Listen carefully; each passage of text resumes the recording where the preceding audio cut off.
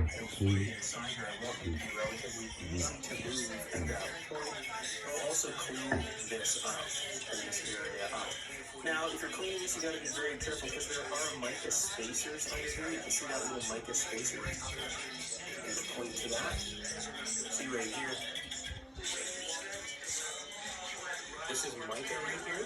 Now, you don't want to damage this because that spaces these 2 points away from each other so they don't touch. Right? This is just forming a capacitor. This is a capacitor here, a capacitor here for the adjustment.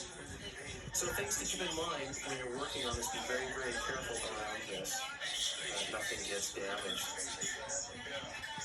Before I go about replacing the wires in this IF transformer, I want to make sure that both of these coils are okay. So the red and the blue wire attach to this coil right here. The brown and the yellow wire attach to this coil right here. So I just want to check the DC resistance. I think that makes So I'll measure the DC resistance of this coil right here. You can see it's okay. 26.92 ohms. Comfortably call that 27 ohms. Now, we'll test the other one, which is this one right here. Here we go.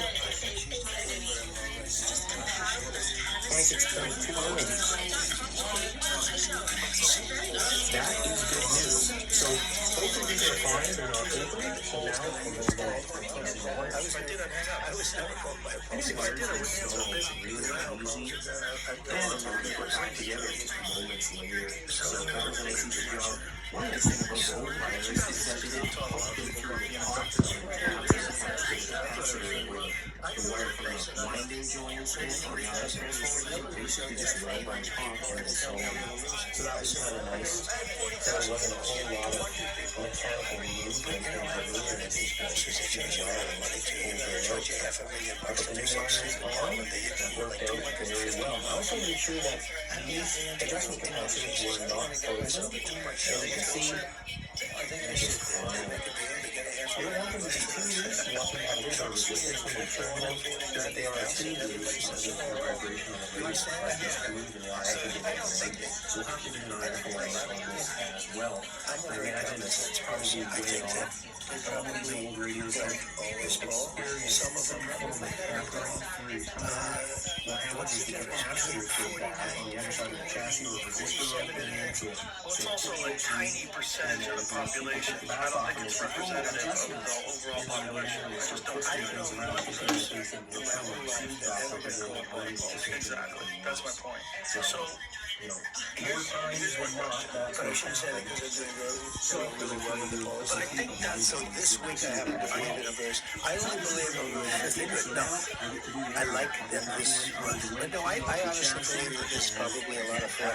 I had a poll, Washington Post, ABC, and Hillary on Wisconsin. They had me down 17 points the day before the election. I knew it was wrong because they had a rally and 29,000 people out racing. Okay, here's number 2. Same kind of shape as the other one. 2 on there. So, the same thing. Let's flip out of here. Circling. Wires. Just pull that out. And you can definitely see there's quite a difference in these 2 coils. So you want to make sure that they definitely go back in the same spot again. Remember how large those other coils were? And those are much thinner. So this is closer to the oscillator tube. Very important. So let's see. When I started doing this unusual this is the Washington Post ABC poll. I was down 17 points in Wisconsin.